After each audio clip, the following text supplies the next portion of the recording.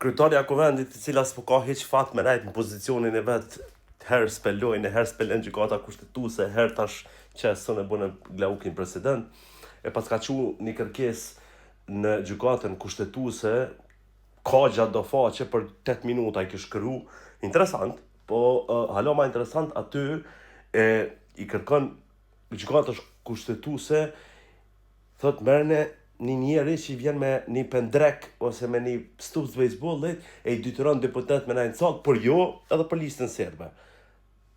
Jo edhe për listën serbe. Veç për këta KLDK-s, PDK-s edhe TAK-s, ata leni më singosni.